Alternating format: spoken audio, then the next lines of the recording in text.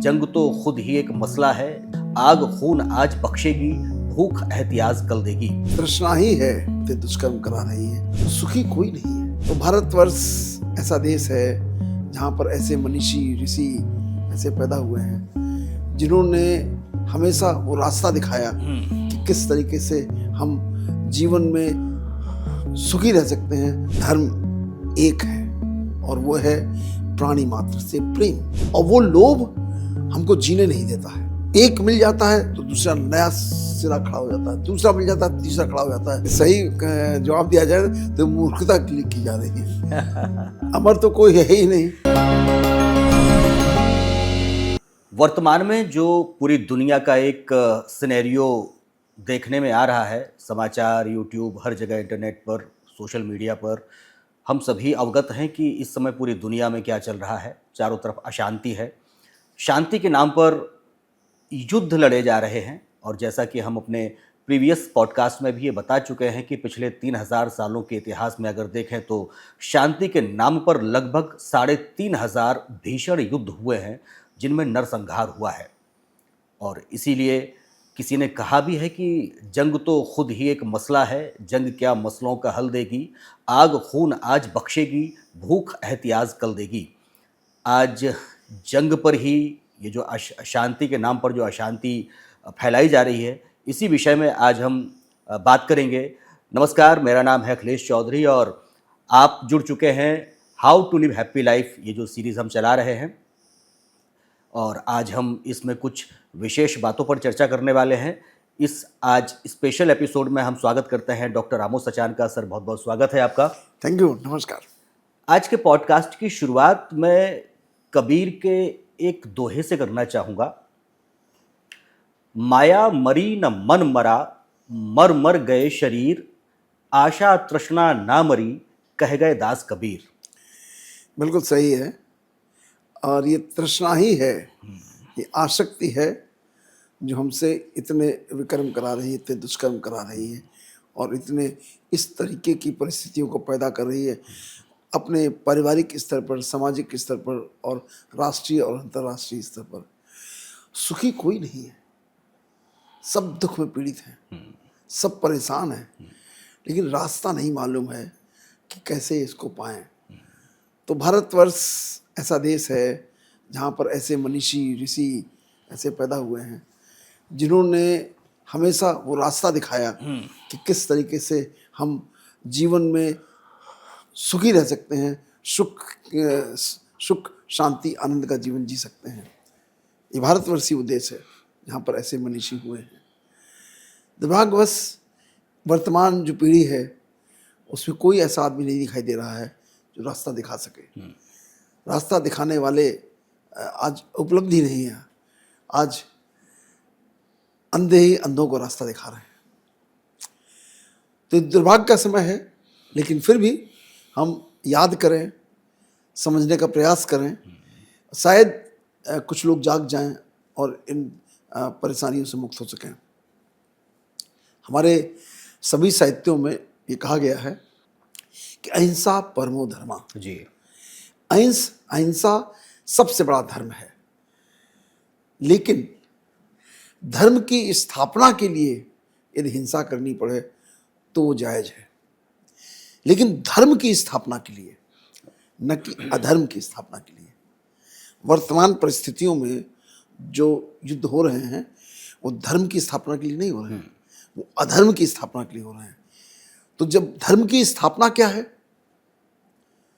धर्म एक है और वो है प्राणी मात्र से प्रेम, सबके लिए सद्व्यवहार, सबके लिए शुभ भावना, शुभकामना, सबके भला हो, सबका कल्याण हो, ये धर्म है। क्या ये धर्म की स्थापना हो रही है कहीं? इस समय जो संसार की विषम परिस्थिति है उसका कारण है लोभ। हर व्यक्ति इतना गहराई से, अंतर्मन की गहराई में अगर कुछ बैठा है तो सिर्फ लोभ बैठा है, और वो लोभ हमको जीने नहीं देता है। एक मिल जाता है तो दूसरा नया सिरा खड़ा हो जाता है, दूसरा मिल जाता है तीसरा खड़ा हो जाता है। अब आज हमें ईरान चाहिए था, कल वेनेजुएला चाहिए था, वेनेजुएला हमने कब्जा कर लिया। आज ईरान चाहिए, अब ईरान नहीं है तो एक दूसरा देश और है साउथ अमेरिका का, क्या नाम, मैं भूल रहा हूँ उसका नाम, उस पर आज हमला होने की तैयारी हो गई। तो अब इसका क्या है, इसका कोई औचित्य तो है नहीं कि आप कोई भी हो, हमें बस चाहिए, और चाहना की कोई अंत है नहीं।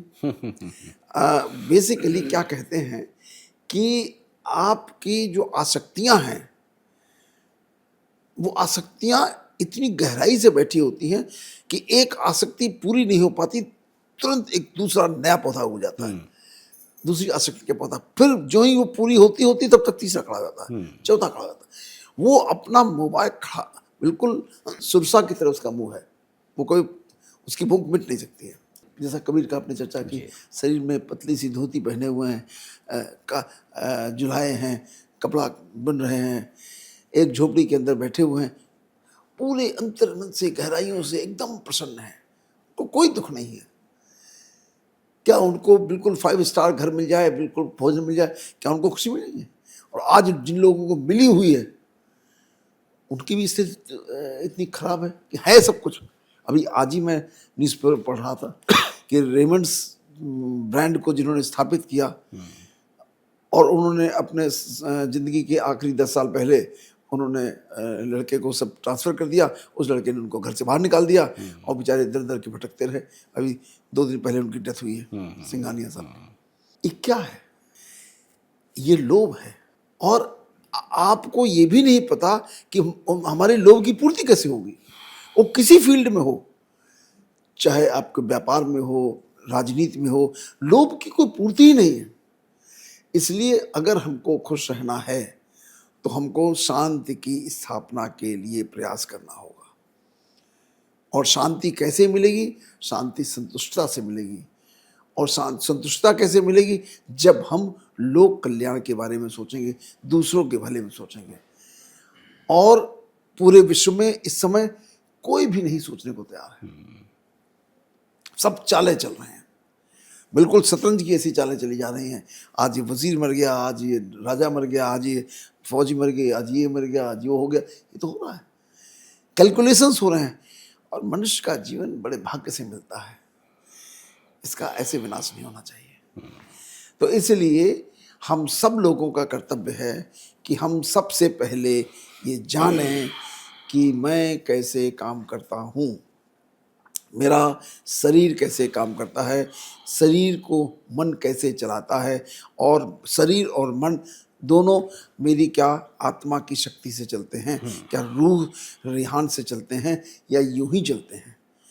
तो अगर वो रूह की ताकत से चलेंगे, आत्मा की ताकत से चलेंगे, आत्मिक कंट्रोल में चलेंगे, तो बिल्कुल सही है। लेकिन अगर वो आत्मा की ताकत से नहीं चल रहे हैं, वो स्वार्थ की ताकत से चल रहे हैं, तो गलत है। इसे बहुत सारे लोग कहते हैं कि महाभारत में इतना बड़ा युद्ध हुआ था, हजारों लोग, उसमें लाखों लोग मारे गए थे, लेकिन महाभारत लोभ के कारण नहीं हुआ था। महाभारत का युद्ध धर्म की स्थापना के लिए हुआ था। उस समय धर्म का विनाश हो चुका था। जिस राज्य में यदि राजा की बहू को अगर राजमहल में, राज दरबार में यदि उसको निविष्ट किया जा रहा हो, इससे ज्यादा अराजकता क्या हो सकती है? जब राजा की बहू की ये स्थिति है तो सामान्य नर नारियों की क्या स्थिति होगी? तो उस समय ऐसा ही होना आवश्यक था, इसलिए हिंसा हुई, लेकिन हिंसा के बाद धर्म की स्थापना हुई। धर्म संस्थापनार्थाय संभवामि युगे युगे। तो ये बात हमको समझनी है, और आज हम उसको उस धर्म की स्थापना से नहीं ले जा सकते हैं। इस समय सर जो युद्ध की हम बात कर रहे हैं, तो जो सिनेरियो पूरा बना हुआ है, क्या लगता है आपको, क्या अमरता के लिए जो नीति निर्माता हैं या जो रूल करने वाले शासक हैं, जैसा कि हिटलर के टाइम पर एक बार हमें देखने को मिला था, तो क्या है, सत्ता, पैसा, धन, ये तो इनकी ऐश्वर्य, ये तो इनकी चाहत होगी नहीं, मेरे ख्याल से ये अमरता के लिए ये सब चीज़ें की जा रही हैं। अगर सही जवाब दिया जाए तो मूर्खता के लिए की जा रही है। अमर तो कोई है ही नहीं। अगर अमरता वो जान जाएं जी। कि अमरता कहाँ मिलती है जी। तो शायद ये काम ही न करें। अगर वो जान जाएं, आत्मिक स्वरूप में हो जाएं, जान जाएं कि मैं ये शरीर नहीं हूँ, मैं आत्मा हूँ, तो मैं तब मैं अजर अमर अविनाशी बनता हूँ। लेकिन जब हम शरीर के भान में रहते हैं, सारे सुख शरीर को चाहिए, सारी पावर शरीर को चाहिए, सारा धन इसको चाहिए, ये कुछ नहीं चाहता छोड़ना किसी दूसरे के लिए, उस लोभ के लिए सारे युद्ध है ये। बिल्कुल। और कितनी युद्ध की विवशिका हो रही है। अब आप देखिए कि यरूशलेम में एक टेम्पल है जिसकी 3 दीवालों में 3 अलग अलग धर्म के अनुयायियों को बिल्कुल, मान्यता है। बिल्कुल। मुस्लिम हैं, क्रिश्चियन हैं और ज्यूज हैं। ज्यूज। तीनों एक दूसरे के खून के प्यासे हो रखे हैं। अब इमेजिन करिए कि धर्म की स्थिति क्या है। किसी जमाने में जीसस क्राइस्ट का जो क्रूसिफिकेशन हुआ था, जो क्रूसिफाई किए गए थे, वो ज्यूज ने किया था। आज वही ज्यूज उन्हीं क्रिश्चियंस के सबसे सगे हुए हैं। कोई किसी के सगे नहीं है, सब धन के सगे हैं, लोभ के सगे हैं, और किसी के सगे नहीं कोई। और न किसी उसके लिए कर रहे हैं, किसी धर्म की स्थापना के लिए कर रहे हैं। वो सिर्फ अपने लोभ के लिए काम कर रहे हैं। कोई एब्सटीन फाइल दबाने के लिए काम कर रहा है, कोई अपने इलेक्शन को बचाने के लिए काम कर रहा है, कोई और अपने साम्राज्य को बढ़ाने के लिए काम कर रहा है। लेकिन सबके अपने अपने एजेंडे हैं। किसी का एजेंडा न धर्म की स्थापना है, न किसी का एजेंडा राष्ट्र की स्थापना है। बिल्कुल सही बात है सर। अगर मैं किसी को कहूँ, जो मैं स्टोरीज जैसी सुन रहा हूँ, तो मैं समझ रहा हूँ अगर सबसे ज्यादा कोई धर्म के रास्ते पर है तो ईरान इस समय है। ईरान ने सिद्ध किया कि मैं धर्म क्या होता है। धर्म वो है कि मैं अपने देश के लिए सेवा करते करते जान कुर्बान कर दूं, और भी हंसी हंसी कुर्बान कर दूं। उन्होंने कुछ इधर जिस तरीके की ट्रेनिंग करी, क्योंकि ईरान पिछले 20 सालों से बिल्कुल कटा कटा है। 79 से तो ईरान की प्रेजेंट रिजीम आई, लेकिन 20 साल से वो बिल्कुल कटा हुआ है। तो उसने जो मॉरल वैल्यूज डाली वहां, कुछ चीजें कट्टरपंथी हो सकती हैं, लेकिन मॉरल वैल्यूज डाली कि हम सब देश के लिए जीते हैं और देश की सेवा करना मेरा धर्म है। और देश के लिए अगर सेवा करते हुए यदि मेरी मृत्यु होती है तो मृत्यु हमें स्वीकार्य है। मतलब मैंने जब अभी पढ़ा है, मैं सोचता हूँ बड़ी भारी उनकी वैल्यूज हैं कि जो उनके सुप्रीम लीडर हैं, उनसे कहा गया कि आप बंकर में रहिए। उनका इतनी मेरी पूरा देश है, वो बंकर में तो रह नहीं सकता। जब तक पूरा देश बंकर में नहीं रह सकता, मैं बंकर में नहीं रहूँगा। अगर हमारा वध हो जाएगा तो मुझे कोई चिंता नहीं है, मैं तो शहीद होगा। उन्होंने ये बिल्कुल इतनी गहराई से भर दिया है सारे लोगों के मन में कि सब जो भी देश की सेवा में करता हुआ मृत्यु होती है वो सब शहीद हैं। बाकी ये सब हिंदू मुस्लिम सिख सब बातें फर्जी हैं। असली है आपके अंदर मॉरल वैल्यूज क्या है। उसी का शायद ये नतीजा है कि वो आदमी, वो वहां के लोग लाखों की संख्या में फौज में भर्ती होने को तैयार हैं। और मजेदार बात यह है कि हर जो मैं स्टोरी देख रहा हूं बाहर निकलते हुए छन के आती है कि हर आदमी ने अपनी मौत को इन राइटिंग डिस्प्ले कर रखा है कि मैं मरूंगा तो ये बन जाएगा मेरी जगह, ये मरेगा तो ये मर जाएगा, इसकी जगह ये बन जाएगा। और वहां सब डिसिप्लिन में हो रहा है, कोई दुख ही नहीं मना रहा, कोई दुखी नहीं कहा। वो तो शहीद हुए, देश के लिए शहीद हुए। लोग चैरिटी कर रहे हैं, अपने अपने घरों से जेवर पैसे जो दे भी रहे। हो सकता तो है ये उसको मैं डोनेट सोचता कर हूँ रहे हैं। इस पूरी सभ्यता में अगर कोई दिख रहा है देश जो थोड़ा मानवतावादी है तो ईरान दिख रहा है। और इसके जस्ट अगेंस्ट आप अमेरिका में देखिए, अमेरिका तो बिल्कुल वहां लोभी पर नैरेटिव ये सेट है कि वहां की जो जनता है, वहां की आवाम वहां के शासक के लिए विद्रोह कर उसके रही है, बिल्कुल अगेंस्ट है, उनकी सड़कों बिल्कुल में उतरी अगेंस्ट हुई है। अगेंस्ट हुई।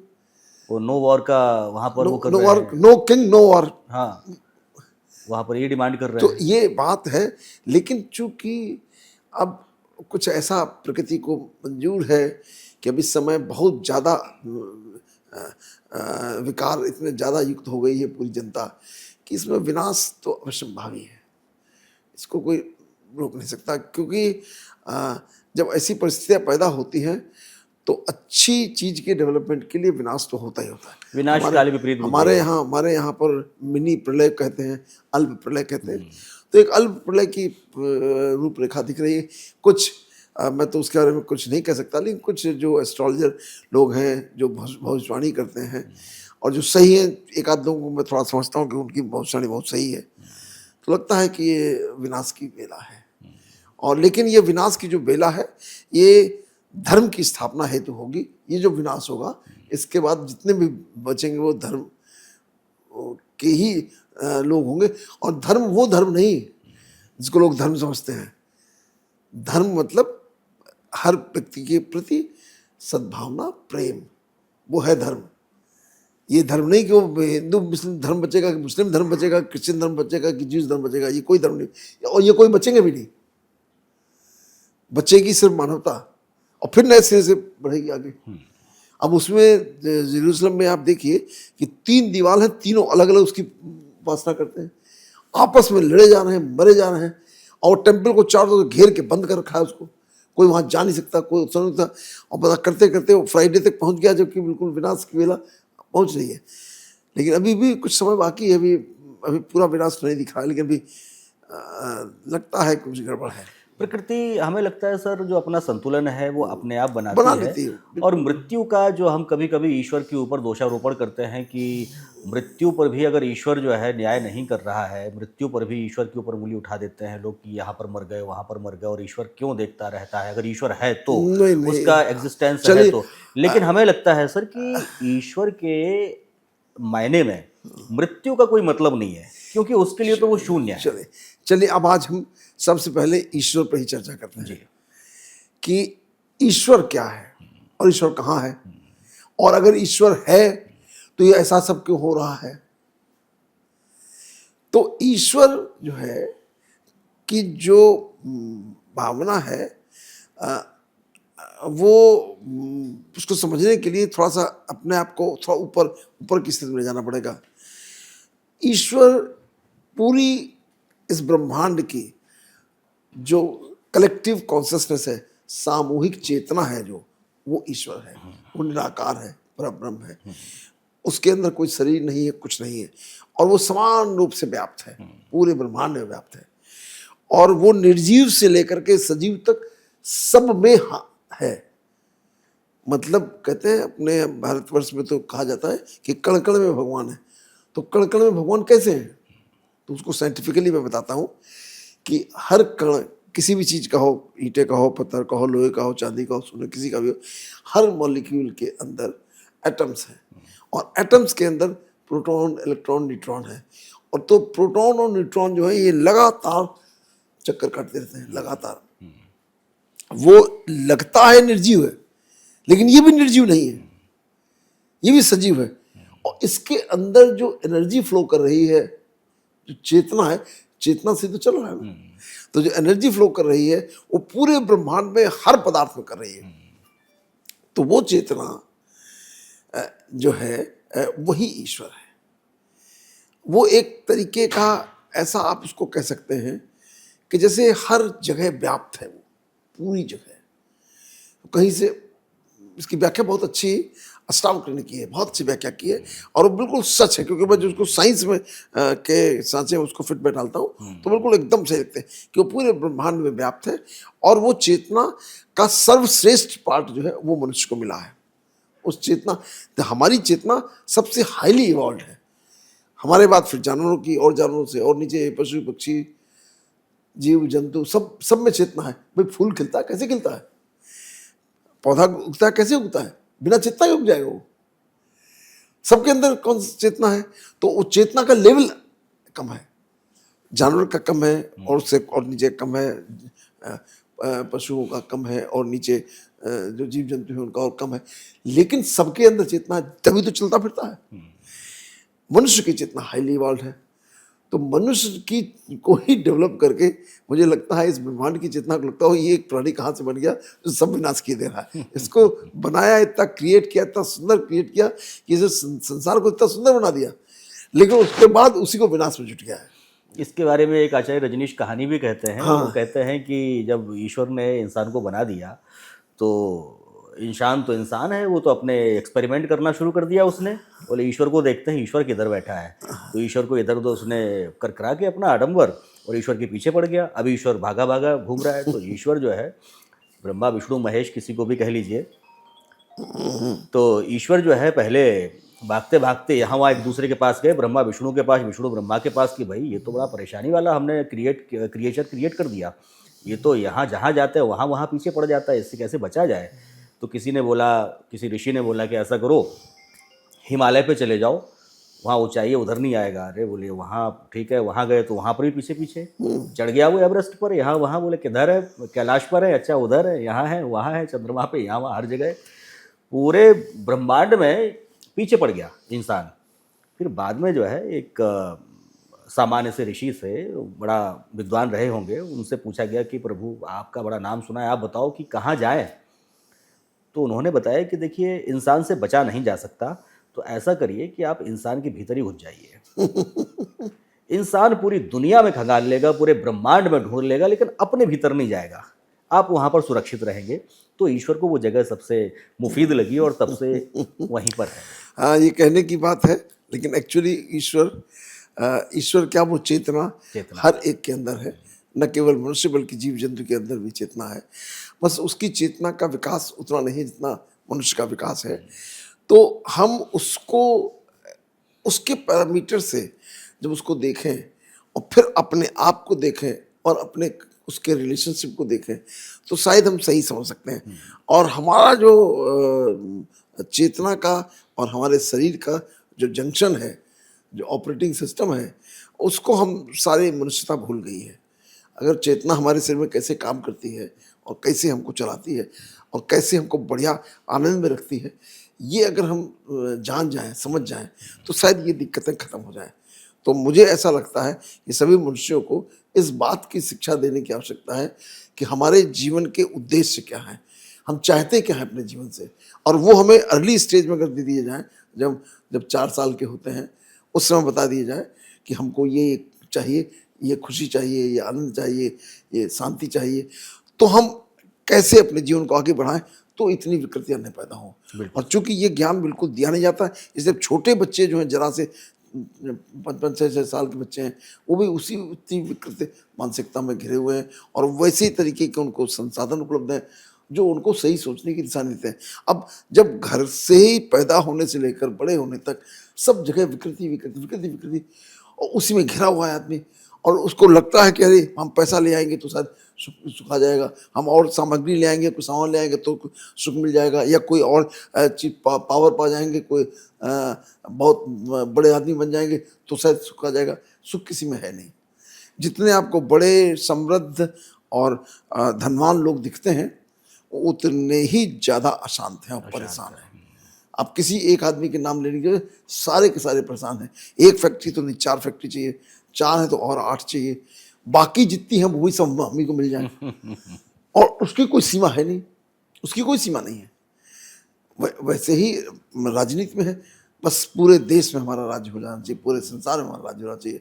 अब जो पावरफुल कंट्री है वो कहते हैं नहीं, पूरे दुनिया में मेरा ही राज्य चलना चाहिए, मेरे ही सिक्का चलना चाहिए। उस समय भूमि गोपाल की का उन्होंने अर्थ गलत लगा करने वो स्वयं भूमि हमारी है। तो और एक्चुअली सभी भूमि गोपाल की है और उसी मिट्टी में मिल जाता है, हाँ। मिल के खप के चला जाता है, लेकिन उसको आखिरी क्षण तक पता नहीं चलता कि मैंने पूरा जीवन स्वयं दुखी रहा, दूसरों को दुख दिया और अल्टीमेटली उसी मिट्टी में खप के चला गया।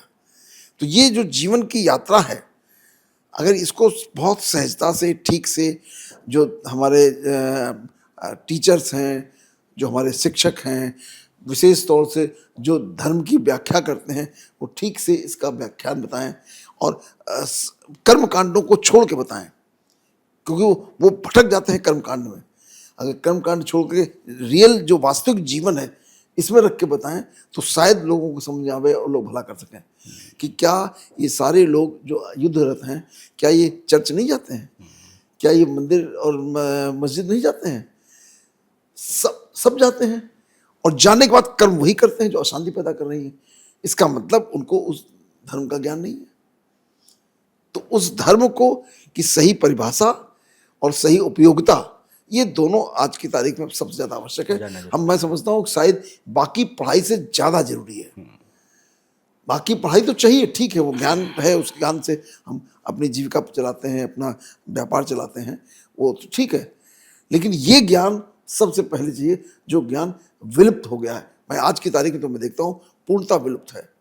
किसी धर्म ग्रंथ में किसी धर्म के अनुयायी को मानने वाले को सब अज्ञानता के उसमें शिखर पर हैं। हमारे जालौन में एक बड़ा मंदिर है, अच्छा मंदिर है, उसके एक पुजारी हैं। कल उनका एक वीडियो बहुत वायरल हुआ है, एक क्लिप है उनकी। उसमें यह है कि वो एक गाय को एक उसका पैर गाय का रस्सी से बांधा हुआ है और वो रस्सी बंधी हुई है खंभे से। वो पैर नहीं हिला सकती और उसका वो दूध निकाल रहे हैं। तो गाय कुछ असहज महसूस कर रही है और वो अपने पैर को हिला रही है, तो वो पुजारी जी जो है वो दूध नहीं निकाल पा रहे हैं उससे। तो वो गुस्सा होके एक बहुत बड़ा मोटा एक लाठी उठाते हैं, डंडा, हाँ। लाठी उठाते हैं और उस गाय को इतने बेतरतीब तरीके से पीटते नजर आ रहे हैं। उस वीडियो मंदिर के सामने प्रांगण में वो दूध निकाल रहे थे, बैकग्राउंड में मंदिर दिखाई दे रहा है और गाय को बेदर्दी से पीटते नजर आ रहे हैं। किसी ने उसकी क्लिप बना ली एक और उसको वायरल कर दिया। तो स्थानीय लोगों में थोड़ा सा आक्रोश भी पैदा हुआ कि भाई आप पुजारी हैं, पिछले 20 सालों से इस मंदिर की देखरेख कर रहे हैं और आपके अंदर अगर भी दया नहीं है। बहुत मार्मिक वीडियो था वो। तो तथाकथित संत अगर इस तरीके की यही तो सबसे बड़ा दुर्भाग्य तो पूरी दुनिया का यही है, किसी एक देश का नहीं, पूरी दुनिया का, जिनका काम धर्म की स्थापना था वही अधर्म की स्थापना कर रहे हैं। बिल्कुल सर। और कारण क्या है कि उनका धर्म ही नहीं पता उनको। जो मैं सबसे ज्यादा एम्फसाइज इसी बात पे बार बार करता हूं कि धर्म तो जाने हम कि धर्म है क्या। धर्म है क्या? धर्म वो पाखंड नहीं है, वो आडंबर नहीं है, वो टीका नहीं है, वो तिलक नहीं है, वो दिया नहीं है, बाती नहीं है, टोपी नहीं है, ये धर्म नहीं है। ये सब कर्म कांड है। धर्म है प्रेम की स्थापना, सत्य निस्वार्थ प्रेम, प्राणी मात्र के लिए प्रेम, ये धर्म है। अब अगर कोई व्यक्ति हिंसा कर रहा है, डंडा मारे, कुछ भी करे, ये हिंसा धर्म हो ही नहीं सकती। वो कैसे आप उनको पंडित जी कहते हैं या कोई भी मौलवी जी कहते हैं, कुछ नहीं है। तो हमको तो अपने हृदय के अंदर वो प्रेम और करुणा, इसका प्रादुर्भाव हो जाए तो मैं धार्मिक हूं। तब मैं धार्मिक कह सकता हूं अपने आप को, यस मैं ये मैंने सब धर्मानुसार किया है। क्योंकि धर्म इस प्रकृति के नियम है। धर्म कोई वो नहीं है, ये और अनरिटन कॉन्स्टिट्यूशन है कि अगर मैं क्रोध करूंगा, अगर मैं हिंसा करूंगा तो मेरे अंदर दुख पैदा होगा, मैं बीमार हो जाऊंगा।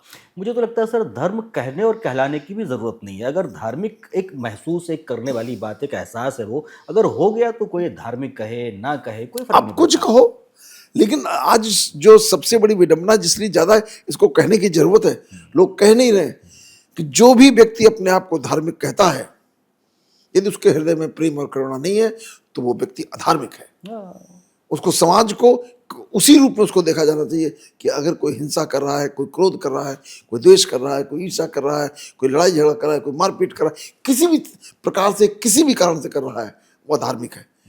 उसको समाज को उस व्यक्ति का बहिष्कार करना चाहिए कि ये व्यक्ति धार्मिक नहीं है। वो कोई भी कपड़े पहन ले, कोई भी कुछ भी कर ले, लेकिन जब तक उसके अंदर वो प्रेम नहीं है, सद्व्यवहार नहीं है, सद्भावना नहीं है, लोक कल्याण का भाव नहीं है, तब तक वो संत नहीं हो सकता है, तब तक वो धार्मिक नहीं हो सकता है। सही बात है सर। जिस व्यक्ति के पास बैठ के उसके अटायर में अगर हम खुश महसूस नहीं करते हैं अपने आप को, हम सहज महसूस नहीं करते हैं, और हम क्या, जो उस प्रवृत्ति के लोग होते हैं उनके पास तो पशु पक्षी आके सहज महसूस करते बिल्कुल। हैं। अरे मित्रवत। पुराने जमाने में जो ऋषि मुनियों के आश्रम होते थे, जी। वहाँ शेर, बकरी और जानवर एक साथ बैठते थे और कोई हिंसा नहीं करता था, हिंसा छोड़ देते थे। बिल्कुल बिल्कुल सर। आज मैं जब जाता हूँ किसी मंच पे और वहाँ देखता हूँ कि जो धर्म के ठेकेदार बने हुए हैं और जितना वार्तालाप करते हैं, सब हिंसा से भरा हुआ, सब हिंसा से भरा हुआ, और लोग उन्हीं लोगों को देखकर खुश होते हैं। मुझे तो बताओ, वो बताने वाले अज्ञानी और सुनने वाले उनसे बड़े अज्ञानी, और यही समाज चला रहे हैं। यही समाज तो चला समाज चला रहे हैं तो समाज में फैलेगा क्या? ये धर्म की परिभाषा ने ही सबसे ज्यादा अधर्म कर दिया है। अधर्म की, बिल्कुल सही बात है सर।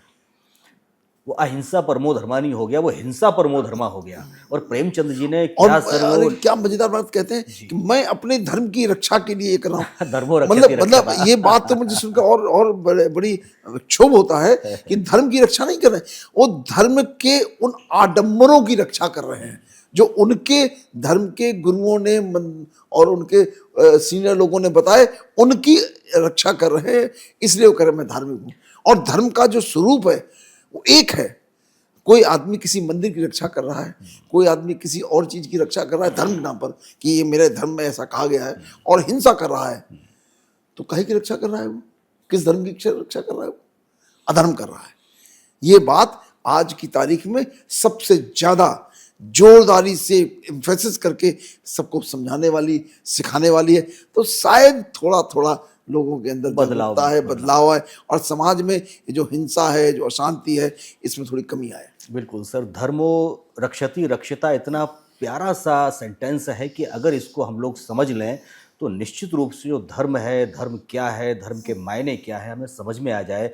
धर्म ये नहीं कहता कि तुम मेरी रक्षा करो, धर्म के नाम पर आप अगर कर्म कांडों से चलने वाले व्यवसाय की रक्षा कर रहे हो, दैट इज नॉट धर्म, दैट इज नॉट मैं रिलीजन। इस श्लोक को आपने जो कहा है, मैं इसको थोड़ा सा सिंप्लीफाइड वे में एक्सप्लेन कर दूं, बहुत बहुत काम का है कि आप यदि धर्म की रक्षा करते हैं तो धर्म आपकी रक्षा करता है, ये उसका शाब्दिक अर्थ है। और बहुत बढ़िया है, इसको थोड़ा अच्छे से समझ लीजिए। जब आप धर्म की रक्षा करते हैं, इसका मतलब क्या है? आप उन धर्म के गुणों को धारण करते हैं। यस, धर्म की रक्षा करने का मतलब है उन गुणों को धारण करते हैं जो धर्म के लिए बनाए गए हैं, और वो है सिर्फ और सिर्फ एक प्रेम और करुणा, दया, शुभ भावना, शुभकामना, हर व्यक्ति के लिए, हर प्राणी के लिए, जीव जंतु सब के लिए उनकी पालना करने का काम ही धर्म है। यही धर्म है, इसके अलावा कोई धर्म नहीं है। तो जब आप इसकी रक्षा करते हैं तो आपके हृदय में जो प्रेम पैदा होता है, जो वाइब्रेशन पैदा होती हैं, वो इस ब्रह्मांड के वाइब्रेशन से कनेक्ट हो जाती हैं। जब इस पूरे ब्रह्मांड की वाइब्रेशन से कनेक्ट हो जाती हैं तो आपकी जो शक्ति है वो लाखों गुना बढ़ जाती है। तो आपको जो जीवन जीने में जितनी आपको सहजता होती है, जो कठिनाई होती है, वो सब खत्म हो जाती है, और आप एकदम सहजता से, खुशी से, आनंद से अपने जीवन को जीते हैं और पूर्णतः सफल होकर जीते हैं। जिसको सफलता की जो परिभाषा है वो ये परिभाषा नहीं कि हमने इतना कैप्चर कर लिया, ये सामान कर दिया, धन कर दिया, ये कैप्चर कर लिया, ये सफलता नहीं है। सफलता ये है कि मेरे हृदय के अंदर कितना सुख और शांति है। जब ये आती है तब आप अपने आप को सफल कह सकते हैं। तो इसलिए ये बात जो शाब्दिक रूप से कहा गया है कि आप यदि धर्म की रक्षा करते हैं तो धर्म आपकी रक्षा करता है, और ये ऑटोमेटिक है। इसके लिए कुछ करना नहीं, इसके लिए कुछ करना नहीं पड़ता है। ये ब्रह्मांड ऑटोमेटिक है, ये कंप्यूटराइज्ड है। हमारे बनाए हुए कंप्यूटर वो छोटे छोटे हैं, ये पूरा ब्रह्मांड ऑटोमेटिक है, और ये वो अपने आप आपके लिए वो सारे काम करता है। और मैं इस बात को रोज अपने जीवन में अनुभव करता हूँ। मैं दूसरे की बात नहीं कर रहा, मैं रोज अनुभव करता हूँ कि कैसे मेरे कार्य इतनी सफलता से, सहजता से पूरे हो जाते हैं। मैं कभी कोशिश करता हूँ लगातार सुबह से लेकर शाम तक कि मेरे जो विचार हैं इनसे मैं जरा सा भी न डिगूं, एक क्षण भी इधर उधर ना हो, और उस कारण से मैं इतना सहज रहता हूँ, सरल रहता हूँ, और बिना किसी दुख के रहता हूँ। तो मैं चाहता हूँ कि सब लोगों को धारण करना चाहिए कि सबका ही जीवन का उद्देश्य यही है कि हम सफल हों, सुखी हों, शांत हों, और इसके अलावा कुछ चाहिए क्या? सबको ही चाहिए। लेकिन जो हम करते हैं वो अशांति पैदा करता है, दुख पैदा करता है, असफलता पैदा करता है। जब वो मिलके सामने आके खड़ी हो जाती है, असफलता, दुख, तो हम परेशान होते हैं, अरे राम ये कैसे, क्या हो गया, क्यों हो गया? पैदा हमने किया है। इसलिए हम सबका कर्तव्य है कि हम सब धर्म की रक्षा करें, और धर्म एक है, हम इसमें कतई मति भ्रम ना हो। धर्म है प्रेम की स्थापना, और उसके बाद वो धर्म हम सबकी रक्षा करेगा। बिल्कुल सर, और धर्मो रक्षति रक्षिता का एक बहुत अच्छा जो उदाहरण है वो हमें कबीरदास जी के जीवन से मिलता है। कबीरदास जी के पास एक ऑफ़र आया, वो अपना कपड़ा पड़ा सूत कात रहे होते हैं, और उनके पास एक ऑफ़र आता है बनारस के राजा का। वो कहते हैं कि अरे गुरुदेव, आप क्या ये सब धागों आगों में उलझे रहते हैं? महान ऋषि आप रामानंद जी के शिष्य हैं, और आपका इतना ज्ञान है, और आप चलिए, हमारे दरबार में आप चलिए, हम आपको सोने से तौल देंगे, और आपको कोई काम करने की आवश्यकता नहीं है, आप खुशहाली से रहिए। तो कबीरदास जी इन्हीं गुणों को वो कहते हैं, हमें माया नहीं चाहिए, हमें धन नहीं चाहिए, क्योंकि जो धर्म के गुण हैं हमें उनकी रक्षा करनी है। और कितना सुंदर सा उन्होंने सर उनको आंसर दिया। उन्होंने कहा कि ईश्वर हमें इतना दीजिए जामे कुटुम्ब समाए, हम भी भूखे ना रहें और साधु भी भूखा ना जाए। हमें बस इतना ही चाहिए, क्योंकि अगर इससे ज़्यादा हम पाने की आकांक्षाएँ महत्वाकांक्षा करेंगे तो हम धर्म को नहीं साध पाएंगे, उन गुणों को नहीं साध पाएंगे। हम खुश हैं। यही अनासक्ति है। और इसीलिए उन्होंने कहा था माया महाठगनी हम जानी। यस। माया के लिए उन्होंने कहा माया ये जो ब्रह्मांड में दिखाई देती है सब माया है। जो भी इस स्थूल आंखों से दिखाई देता है वो माया है। और माया आकर्षण पैदा करती है और आकर्षण अपने आकर्षण में हमसे विकृति के कार्य कराती है, जो विकार के कार्य हैं वो सब कराती है। तो माया महाठगनी हम जानी, इससे हमको बचाओ। और ये अगर हम इससे बच जाते हैं तो हम अपने आप को उस धर्म के राह पर आगे चला सकते हैं। बिल्कुल ठीक कहा सर आपने। और आज जिस तरीके से आज हमने पूरे एक इंटरनेशनल लेवल पे जो एक अशांति का माहौल बना हुआ है, अगर ये छोटी छोटी बातें हैं, बहुत बड़ा ऐसा कोई गूढ़ ज्ञान नहीं है, बस इनको हमें अपने जीवन में पैदा करना है, इनको साधना है। और अगर थोड़ा सा भी अगर हम इसको ध्यान देके साध पाएंगे तो निश्चित रूप से पूरी मानवता का भला होगा, हमारे समाज, हमारे परिवार का भला होगा। कबीरदास जी ने इसीलिए बहुत ही दो शब्दों में बात कही थी जी। कि पोथी पढ़ पढ़ जगवा जगवा। पंडित भया न कोई, ढाई आखर प्रेम का पढ़े सो पंडित हुए। बिल्कुल। पढ़ने का मतलब है वो धारण कर ले, वो ढाई अक्षर प्रेम के यदि धारण कर ले तो उसका जीवन सफल हो जाएगा।